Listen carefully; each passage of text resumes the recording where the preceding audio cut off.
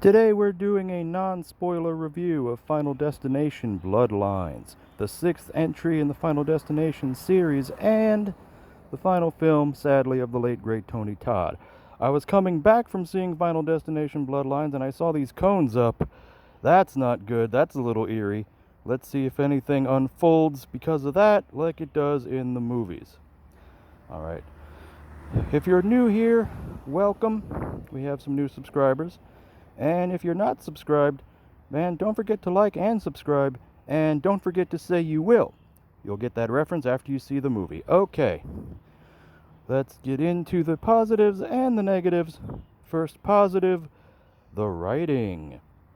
Whether it was the subversion of expectations, or the plot about a grandma who cheated death and had a bloodline she wasn't supposed to, or the injection of more humor into this entry, you can tell that the writers really had fun with the fact that this is the sixth entry in the series. And depending on your sense of humor and how you feel about the changes like that, you might really like or dislike this movie. But so far, pretty positive response. Most people think it's pretty refreshing. I enjoyed it. I enjoyed the refreshing of the plot a little bit, and I enjoyed most of the humor. So that landed for me. You do need to be careful, though. When you're injecting humor into a horror franchise, you don't want it to dive into self-parody. This entry I don't think did, but they do need to watch that going forward. And there is one joke in this film that was pretty dark that I didn't mind, but some people will definitely probably take offense to. Alright, first biggest negative, a plot hole. Despite the mostly great writing in here, there is one really obvious thing that they could have done, the characters in this film could have done to cheat death, and they don't do it. That drove me a little crazy. And they even kind of spell it out for you to the point that I thought they were going to do it, and it just didn't come up. So that was weird. Didn't like that, but overall, pretty tight movie. Second positive, Tony Todd. He's not in this movie much, just like he wasn't in most of them much. But his scene in here will just break your heart in the best way.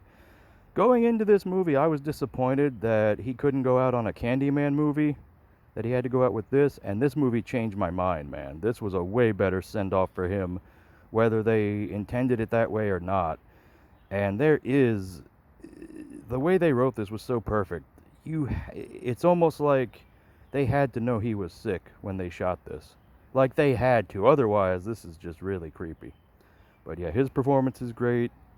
Rest in peace to the legend. Alright, and another negative, as I let this car go past, the characters. Not a lot of depth to a lot of these characters, nothing we haven't seen before. They really try to push the family dynamic.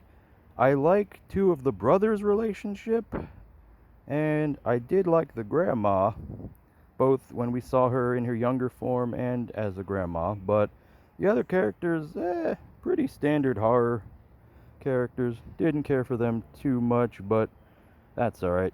These films are about the deaths, right? And speaking of the deaths, another negative, there's a lot of CGI in this movie. A lot of CGI death, a lot of CGI moments.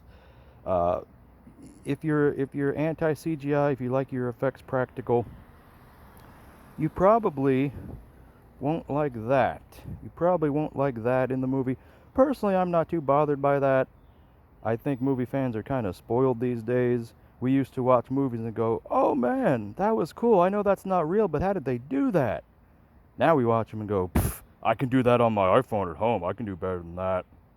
So, I'm not one to get too caught up in that, but if you are, you might take some points off on that. Next, positive, the pacing. This is a very well-paced movie. They really try to tease you with when death is coming and how, and they try to develop the characters, which is nice. They try. I don't know if they succeed, but they do try, so that's good. And last negative, not a lot of death in this movie, a good amount. Some creative kills in there. I think you'll be happy with it overall. And one more positive, the answers to the questions. They explain who William Bloodworth is, finally, and why he's so invested in these movies and these characters. They explain why all these Final Destination characters throughout the series have had these premonitions, kinda, sorta. They don't outright say it, but you can kind of piece it together, headcanon it in your own mind, and it makes sense. Depending on how you feel about those answers, you might like that, you might hate that. I didn't mind it. Overall, this was a really great entry in the series. The best Bloodlines movie ever. That's not saying much, but still. And I also really like the soundtrack in here. The soundtrack is really eclectic. There's a lot of songs in here that I never thought I'd hear in a horror movie that I do. The Pina Colada song is in this movie. And if you're a fan of the Isley Brothers, you will love this movie for sure.